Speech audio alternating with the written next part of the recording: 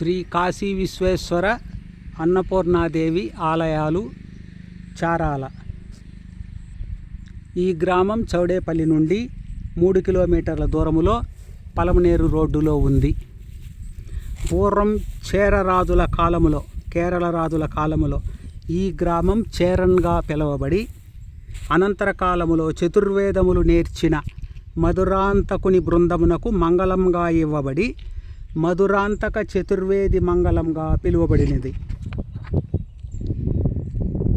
ఈ గ్రామంలో ఉత్తర దిక్కున విశాలమైన బండపై 12వ శతాబ్దము నాడు నిర్మించిన శ్రీ కాశీశ్వర ఆలయం ఉంది.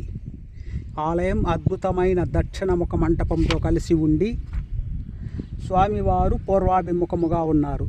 స్వామి పాదములపై సూర్యకిరణాలు పడునట్లుగా గోడలో కిటికీలుంచారు. ఇక్కడ అన్నపూర్ణాదేవి కూడా స్వామివారితో పాటు కొలువై ఉన్నారు. శాలివాహన శకం 1662 సంవత్సరం 1740 సంలో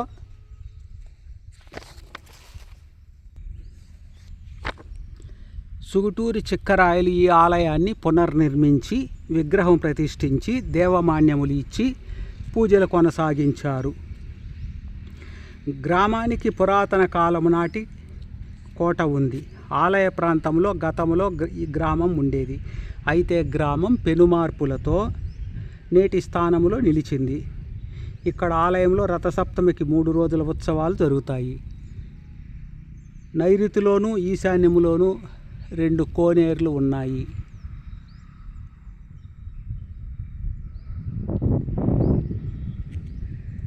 గ్రామంలో పార్వతీదేవికి ఆలయం ఉంది. గ్రామం మధ్యలో వృత్తాకార 2 అంతస్తుల విశాలమైన రాతి బురుజు డీవిటీ దొంగల కొరకు నిర్మించబడి ఉంది.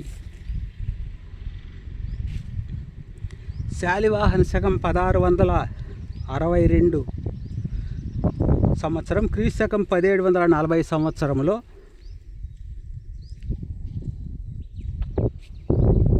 సుగుటూరి ఇమ్మడి చిక్కరాయల ఆదేశము మేరకు ఈ ప్రాంత కరణముగా ఉన్న శివాడి తంగమ్మ ఆలయం శిథిలమై చాలా ఏండ్లు పూజలు లేకుండా ఉండగా పునర్నిర్మించారని ఆలయ గోడలపై శాసనం ఉంది. ఈ గ్రామం పూర్వం ఘోరమైన అటవీ ప్రాంతం. చేర రాజులు నిర్మించిన గ్రామంగా ఆ రాజుల పేరుతో ఈ గ్రామం చేరన్గా,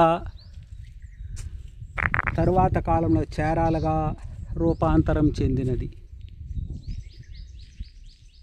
ఉన్నత పాఠశాల ఆవరణలో కొన్ని వీరగల్లు శాసనాలు, ప్రతిమా ఫలకాలు ఉన్నాయి. ఇక్కడున్న ఒక శాసనాన్ని పురాతత్వ శాఖ వారు సేకరించి 175 సర్వే నెంబరుగా వాల్యూమ్ 1లో నమోదు చేశారు.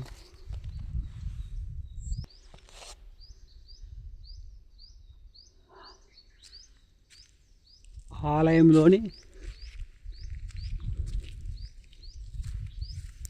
వెలుపల గోడకు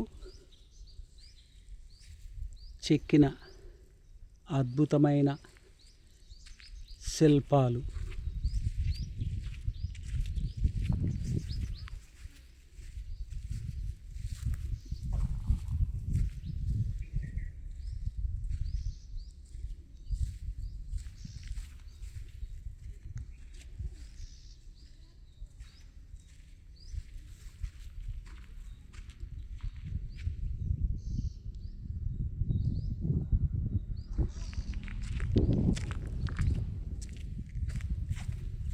ఆలయ ప్రాంతంలోని నాగదేవతలు,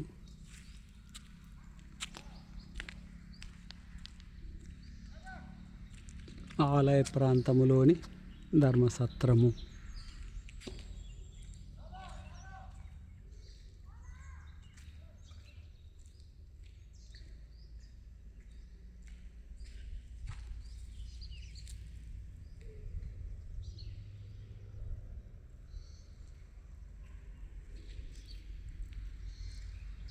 ప్రవేశంలో గోడకు చెక్కిన అద్భుతమైన శిల్పాలు,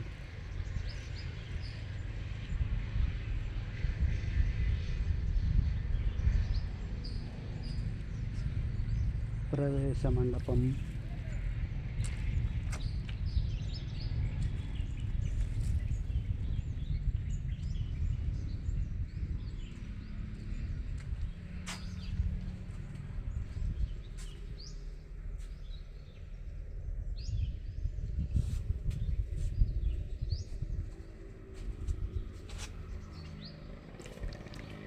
ఆలయ ప్రాంతం నుండి నైరుతిలో ఉన్న కోనేరు,